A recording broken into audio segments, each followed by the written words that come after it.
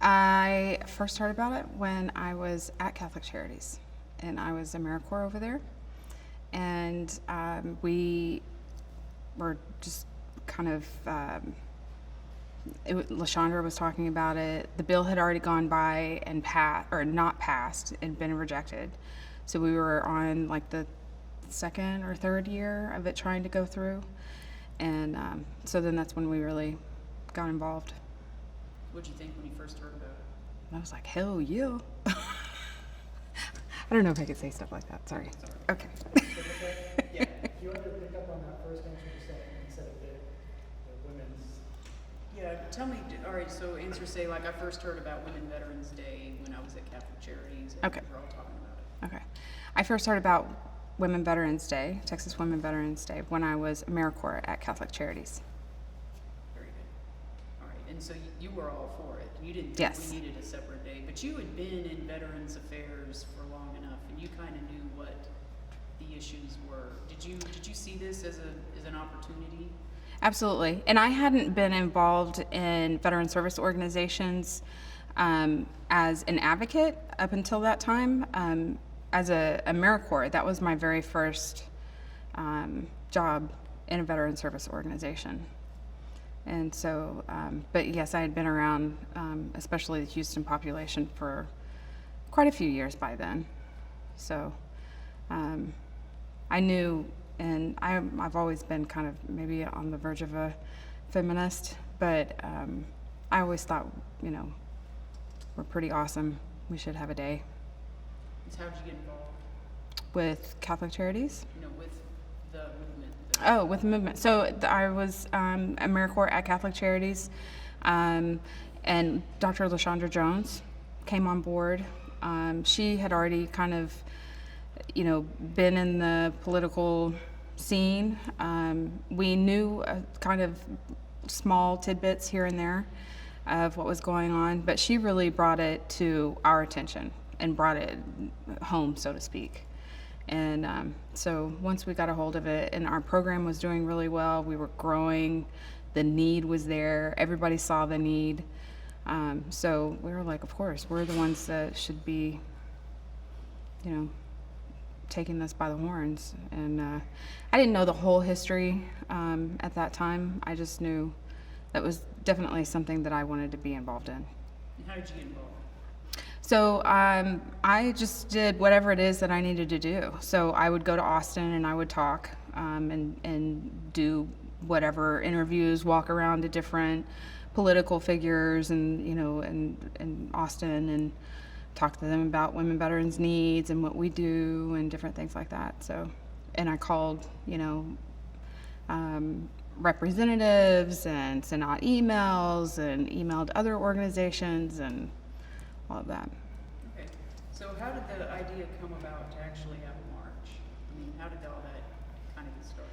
Yeah, so that's been a dream of mine for a long time. Like I literally had a dream about it, and I, this was back before like everybody was marching for a cause. This is several years ago, and I was one day I want to get women veterans together and have a march to show that we don't need special needs.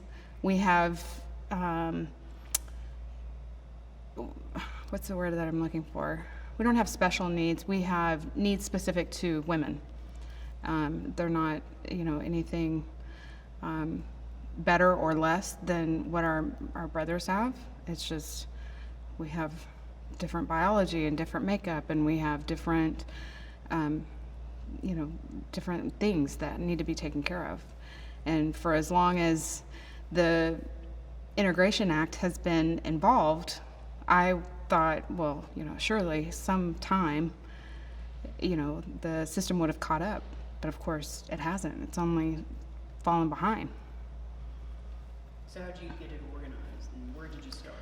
So I talked about it for probably a year to Mia, my current boss. And I just told her, this is a goal that I have. I don't know how I'm going to do it, but I'm going to do it. And then earlier this year in January, I was asked to speak at the Houston Women's March on behalf of women veterans. So I got involved that way with them. And then once I found out that there was an avenue, I was off and running. I took it to them. I presented them like the idea and the vision that I had, and they immediately jumped on board, and they were like, "Yeah, we'll absolutely back this," you know. And so that's how it came to fruition. How many women participated?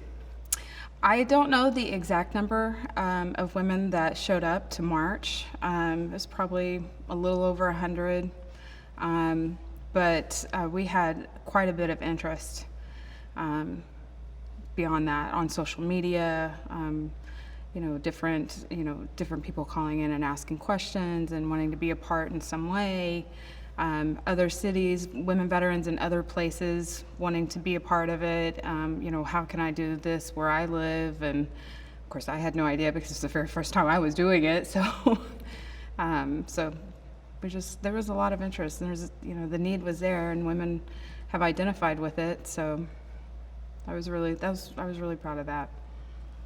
What do you think the response? Well, you said, but what do you think the response was? I think the response for the people that came and marched, they saw the need, and it was very powerful. I think that it was an opportunity for whatever reason for a woman veteran who maybe didn't know what services were available to her, to come and hear that, we had civilians in our city that cared about us and they wanted to stand by us. That was big. Do you think that you got the level of attention that you needed? I don't think so, but I think whenever you do something the first time, people are hesitant because they don't know what it's going to do or how it's going to be. What is the end product going to be? So maybe they're a little hesitant because it's the first time, but it definitely got the attention of some people with power, and so next year will be better. What do you got planned for Next year, it's going to be bigger, and based on this year, we kind of have like a playbook. So when those women from other cities call and say, "Hey, how can I do this?" we'll kind of have a little go-by for them to say, "Hey." And then since the Women's March organization is now national and international, if they're close by another chapter, we can make those connections, and it just helps pave the way. What do you think about this group in Houston, this group of women veterans? I think we're awesome. I think we have a lot of learning to do. I think we have a lot of places to grow in, but this is the first time ever in history that women veterans have been given the opportunities that we have to stand up, and we're the first ones, so to speak. I mean, there's been, thousands of women that have come before us in the service, but now we're standing up and we're being, not defiant, but we're being very solid in our message of, I'm going to tell my story. I'm done letting other people say what happened to me. So we're really strong. We just have some learning to do. So. All right, you ready to get into the meat? Okay. Don't make me cry, damn it. Okay. And I really have no idea of what happened to you. I know. So if there's something I ask that you don't want to answer, it's fine. Yeah, Okay? yeah. Just say, I can't talk about it, and I'll respect you, okay? Okay. No worries. Okay. All right, okay. So tell me about the time you joined the Navy. When I joined the Navy, it was not by happenstance, but it was a wild hair, so to speak.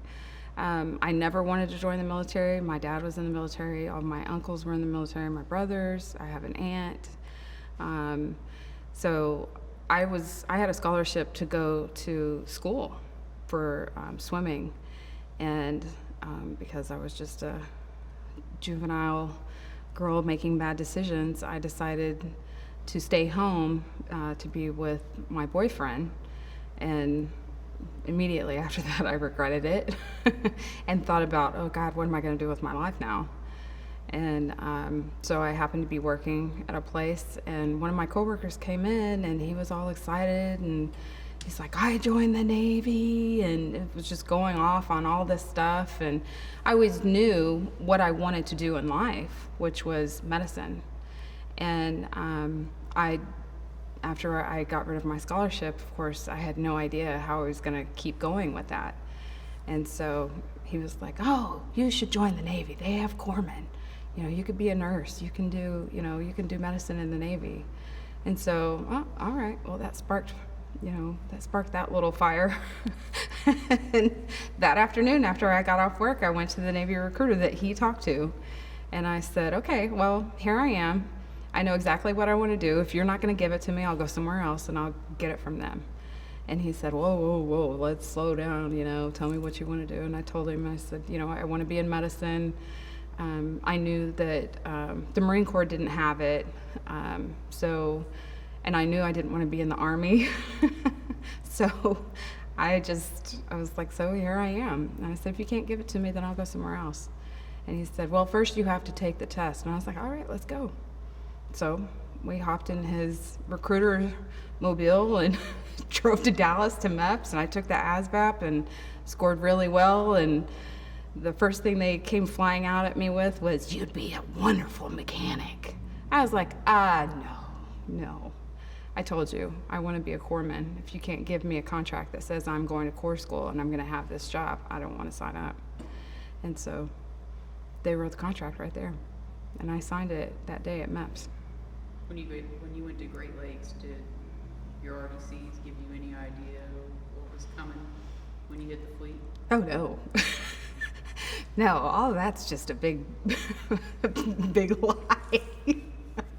That's a mess. No.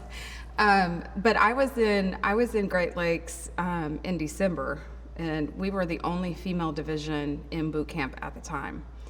And so I had 2 chiefs. I didn't even have like petty officers as RDCs. I had a female chief and a male chief. And then by week 2, my female chief got picked up for warrant officer, so she left. So all I had left was a male chief. And then I was the RPOC, so I was in charge of 83 girls during boot camp. And I had no idea, but I knew, I definitely don't want to follow anybody, so I better learn how to lead the group. So that's what I did. And my chief he was awesome. I still remember his name. He was awesome. He was really proud of me too, because I could hold my own even among the other male divisions. We had to stand out because we were the only females.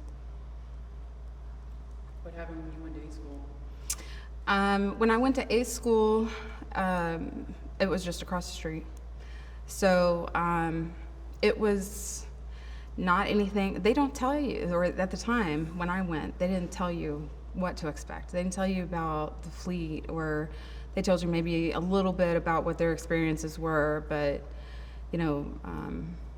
every job isn't the same, so everybody doesn't have the same experience. I did know that because my family was in the military, but I went to Corps school, and then all of a sudden it was, you go from having zero freedom to all of a sudden it's free as a bird in Chicago, and you're 19 and you're cute, go run amok.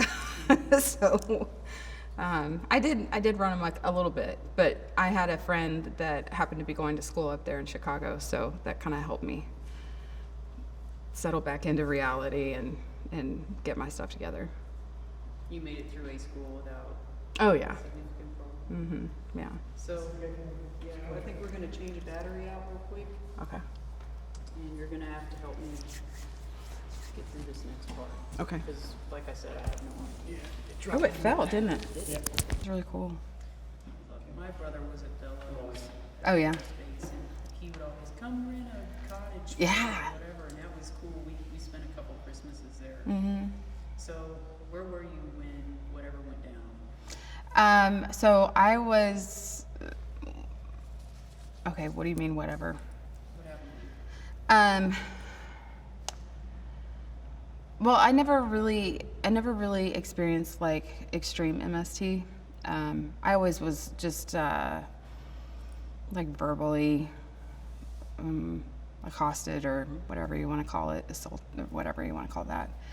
But I was in Hawaii, and the very first time was right when I got to my duty station. I don't know if it was like hazing, because at the time, we still had, we had unofficially hazing. And so I had one male petty officer tell me to go to another petty officer in the clinic at Pearl Harbor and ask for a Hyman puncher device. And I knew what it was, but this was a petty officer, and I was an E-nothing. I was right there, brand new, and it was in front of everybody. It was on our, we don't have, in the clinics, we don't have quarter decks, but in our ER, so to speak, our acute care, that's kind of our, so everybody was there, everybody heard. And of course I had to go down to another place where everybody was, and these were two petty officers that everybody knew, and so, and I had to ask, and then I had to stand there like an idiot. I know what you're doing. And of course they laughed, and then, and then I had to go back and tell him what the other petty officer said. So that was my very first. So that was like week 1 in Fleet. Awesome. Yeah, and then from there it was always, because I was always very thin and very athletic, so it was always, some kind of cat call, some kind of remark, a hit on my butt, someone grabbing me, or, just different things. And of course, once you get some drunken sailors or, some drunk Marines, then they get handsy, and then they just, so things like that. So, but I never experienced MST firsthand. It was always just assault and, things that they knew they shouldn't do. Do you think maybe women have this expectation that men in the military are honorable and on the up and up all the time? Do you think there's this false kind of... Oh, yeah. Yeah, I think that, I don't know if it's like a generational thing, because my mom always thought, she was so excited when I went into the Navy, because she loved Officer and a Gentleman. Yeah, she loved it. She thought I was gonna marry some officer and he was gonna carry me away, and I've never been that kind of person anyway, so, I just let her have her thing. But that's exactly, how I was brought up, that, military men are admirable, you always look up to them, they're good, you do, they're there, they're gonna protect you. No, it's not how it is. Not so much. So being a corpsman, I mean, you see a lot of stupid things. Oh yeah. But you deal with a lot of seriousness. Absolutely. Too. Yeah, absolutely. Did any of that prepare you for what you're doing now? No. And I had my whole life, even prior to, so on my 7th birthday, I knew I wanted to do something in medicine. I was fascinated. I injured myself severely on my 7th birthday, and I was fascinated by my injury. So I knew I needed to do something in medicine. So my whole life, my 13th birthday, I went and became a candy striper at my hospital. I did everything around medicine. I only worked in medicine. I only, with the exception of like some summer jobs of lifeguarding and teaching swim and things like that. But otherwise, all of my jobs had to do with medicine. And so I thought I came into the game kind of prepared, maybe a little bit more than all the rest of the people that I came in with. I already had been CPR certified for several years. I had already, done all kinds of things. I'd already been on ambulances. I'd already done things. And no, it was a whole new world. It was interesting, but I'm very, very, very grateful for everything that I learned while I was there. Okay. You did great. All right, you got it. So, Yes. what she told you, not true. What? So the way that TWU got brought into it is because I'm on the research team, and I called my primary researcher, and I got us a meeting with the director of media for Texas Women's University. I established that meeting to talk to them about doing something for Women Veterans Day. And then, so because as I was literally walking out the door, so Romaine and I had already decided to part ways within the March and the Texas Women Veterans Day.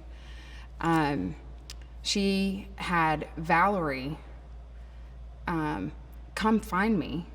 And she literally, as I was walking out the door, was like, "Oh, well, I'll go with you." And I'm like, "It's a meeting, you're not." And she's like, "Oh, it's about Texas Women Veterans." I was like, "Okay, fine, whatever." And so at that meeting, they threw me under the bus because by that time, they'd already found a location for the fashion show. And they didn't tell me about it. And then when I went to the meeting and I was telling Texas Women's University about, what we had previously discussed for Women Veterans Day, and that because they have veterans as an initiative in their vision statement as one of their 4 pillars, that's how the connection. And since I'm on the research team for women veterans, we do research for women veterans, that's how I brought that together. And Valerie immediately chimed in and was like, "Oh, well, we already have a place for the fashion show." Given Hour contacted me. The director of Given Hour, Robert, contacted me.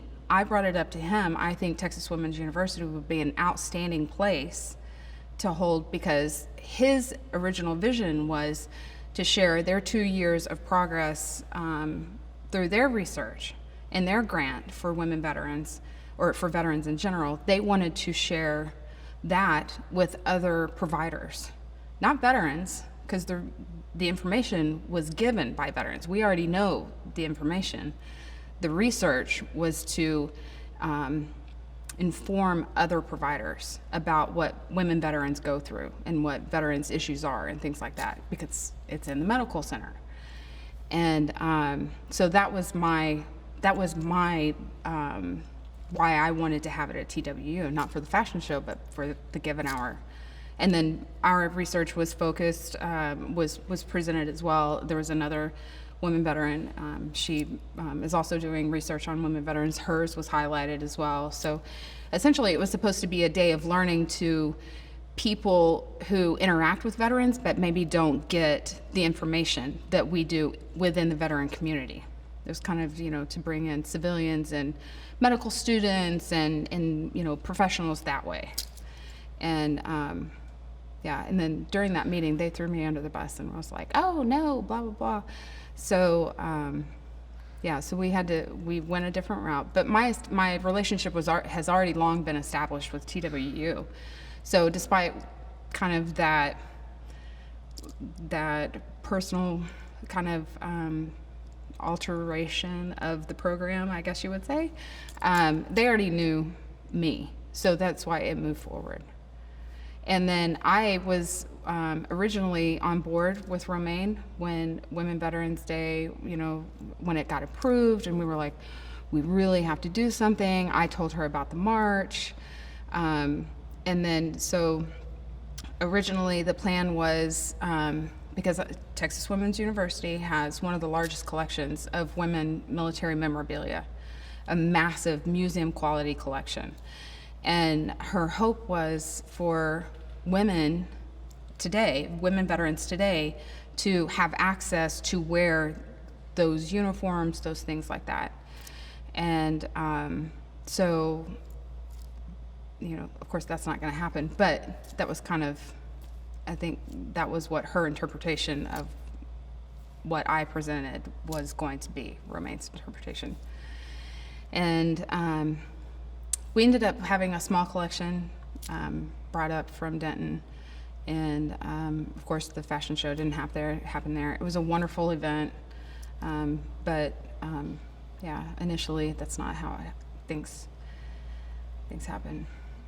I know there was a lot of BS. I've been sorting through it, and I'm like, Romaine, you gotta tell me this crap. Mm-hmm.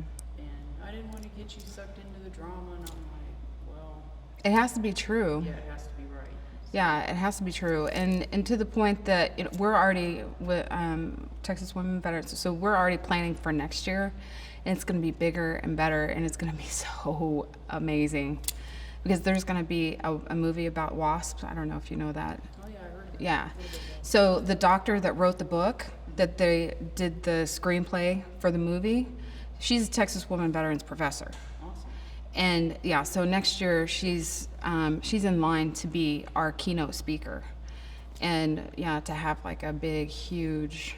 We're already working with the military museum here to get collection in place so that it starts preparing for next year, and getting women veterans in the forefront more, and people interested and things like that. So they're a big deal when it comes to the support of women veterans, especially through our research.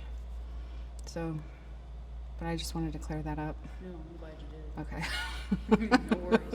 Well, I might ask you back. Yeah. So we talk more about the research. And stuff Yeah. like that. Oh yeah. That'll Take all day. it's fascinating. And I would love to have part of my team here if we do for that. Okay. We'll Okay. work on that. All right, cool. All right. Yeah. Excellent. I'm sorry about the time crunch. Oh no, I'm fine. I'm fine. I just